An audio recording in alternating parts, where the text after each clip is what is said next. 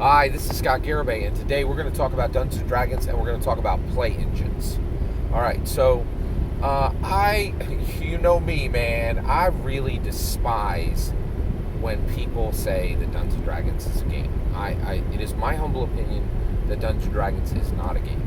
What do I mean? Well, I mean Unbound identity theory, right? I created Unbound identity theory. If you don't know what it is, it's linked in the playlist below. And you have no context for this video if you don't know what Unbound identity theory is. So please watch that if you don't know. If you do know what Unbound identity theory is, you can continue forward. All right, so basically, I don't believe that it is, in my humble opinion, Dungeons and Dragons is not a game. And I am offended at this point when people refer to it again as a game.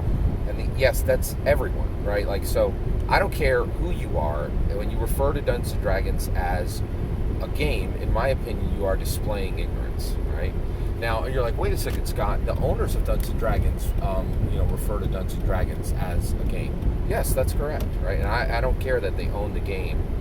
I don't care that they own Dungeons and Dragons and refer like they're still wrong, in my humble opinion. Okay, Dungeons and Dragons is clearly not a game. And here's the thing: I love Wizards of the Coast and I love Hasbro. They're the best. They are, without a doubt, the best guardians of Dungeons and Dragons that have ever existed. And I will say flat out, Wizards of the Coast and Hasbro have done an amazing job of being guardians of Dungeons and Dragons. But they're not the creators. They're just the owners, right? And the owner of something can be wrong, right? Like if let's say you're you own a racehorse, right? And you say, oh, that horse is brown, and somebody else who knows horses says, oh, well, the color of that horse is chestnut. Or if you own a horse and you're like, if you own a racehorse and you say, that's a Palomino, but somebody who knows what they're talking about says, oh, that's not a Palomino, that's that's a Clydesdale, right? You can own something and be wrong, right? So, and I will tell you right now, I think every single person on this planet who refers to Dungeons and Dragons as a game is flat out wrong, in my humble opinion, right? Now, what is Dungeons and Dragons? Well, I believe it's a human improvement engine, right? I believe that's how Gary structured it and built it, right? Now, I have done a poor job of selling that theory to anyone, right? Like, I still don't have a single person who believes the Unbound identity theory, but me. No one. I've never had anybody say, "You're right, Scott. It is Unbound identity theory is correct," right? But that does not deter me. And the reason why is Darwin came up and was like, "Hey, guess what, y'all? Here's a theory," right? Like, and everybody said he was wrong until people were like, "Oh yeah, okay, I see it." And he had to break through the ice. He had to break through misunderstandings. He had to break through with this revolutionary idea. I'm Darwin today, right? I'm the 2022 Darwin, right? Okay, all right. So basically, I can't get people to refer to Dungeons and Dragons as a human improvement engine. I failed to do that, right? But I'm Scott Garibay, right? And I care about language, and I use language. Language is a powerful tool. So I will give another attempt, okay? So if you don't believe that Dungeons and Dragons is a human improvement engine, okay, I hear you. You're not convinced yet. I continue to stack up evidence like pancakes, and people still don't believe.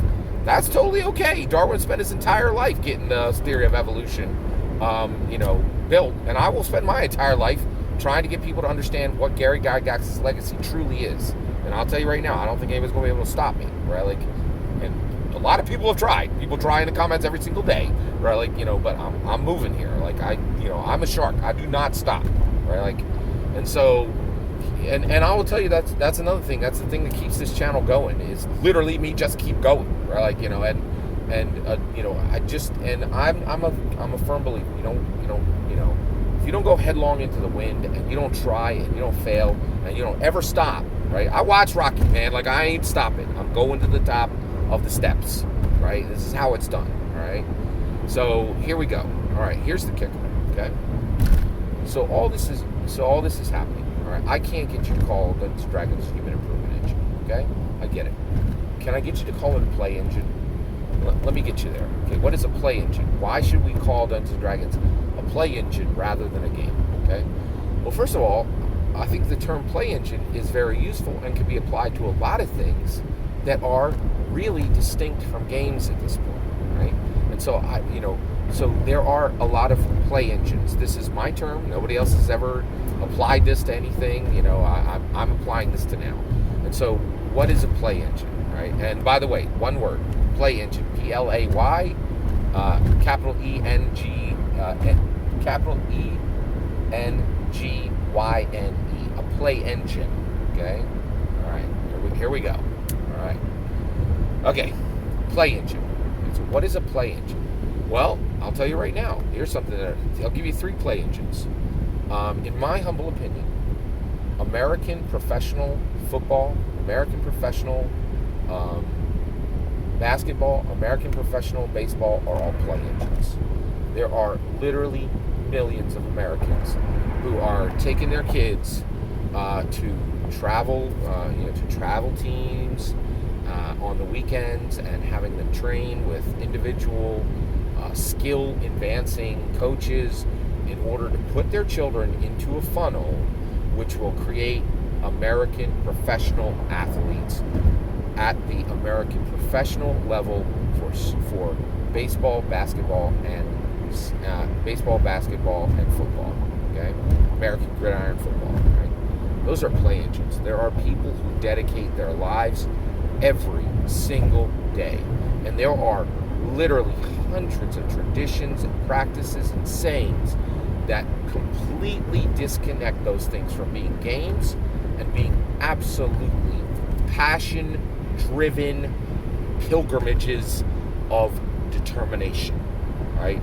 And people are literally sacrificing thousands of their lives. In basketball, they're like, you shoot until your arms fall off.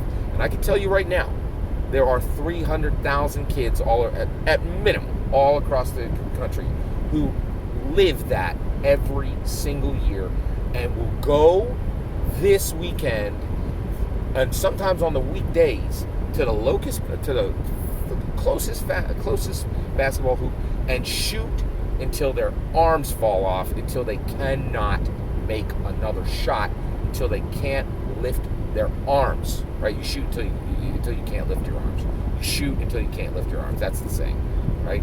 And like, that's just one, right? And every single one of them, there are people who will drive, and the idea that this is a game and not a life path and not a way that they are forging themselves into something different is ludicrous. Chutes and Ladders is a game. You will find no Chutes and Ladders commentators on YouTube. You will find 1,000 Dungeons and Dragons commentators on YouTube. And every professional sport, I just said, you will find 10,000 people on YouTube talking about play engines. Play engines. Not games, play engines. Games mean nothing. They do nothing. They accomplish nothing. They are meaningless. Play engines change lives, right? And the idea that right now, American professional football, basketball, and baseball are not changing lives, you'd have to be a fool to even say it, right? They are no longer games. They are play engines. Dungeons and Dragons is a play engine, in my humble opinion. It is the right term, and we need to firmly disconnect the term game from Dungeons and Dragons, in my humble opinion. What's your humble opinion? I'd love to hear it. Let me know in the comments below. Please consider liking and subscribing. Have a wonderful millennium.